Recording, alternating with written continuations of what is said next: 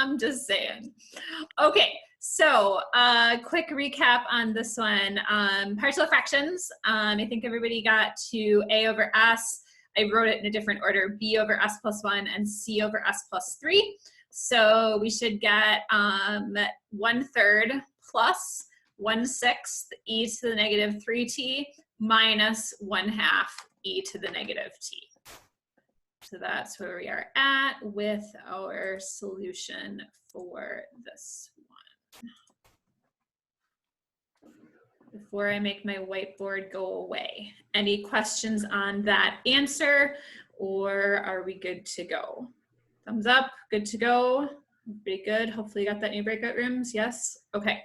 All right, let me bring you all back together and do some summarizing, and then we'll talk about where we're going next. So the hard part about this process, right, is step number 3, finding the inverse Laplace transform. You might not like the partial fractions part, but it isn't difficult. You can do it. It's not hard in terms of you might run into a problem where you might be unable to do the partial fractions. It's just messy sometimes. That's all it is.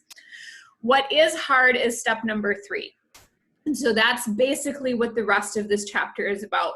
When we have this function, capital X of S, how do we find the inverse transform? We're going to come up with a bunch of tips and techniques in order to help us both go forwards and go backwards, because whenever you have a technique for finding a Laplace transform, that also translates into a technique for finding an inverse transform. So we're going to go in both directions. The techniques that we're going to talk about at the end of this section tomorrow deal with when you are multiplying by t's, or when you have extra s's in the bottom. So that's the first thing we're going to talk about. Then the rest of the chapter is other techniques to deal with finding inverse transforms. So that's where we're going. We've got the basic idea of this chapter totally laid out. We have our process. Now it's just what additional tools do we have to help us with step number 3. That's where we're going so far. Give me a thumbs up, big picture. Big picture kind of sort of makes sense? Okay.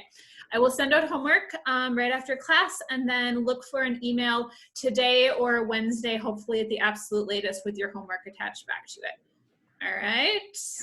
Super. Have a good day. See you guys tomorrow. Thanks, guys.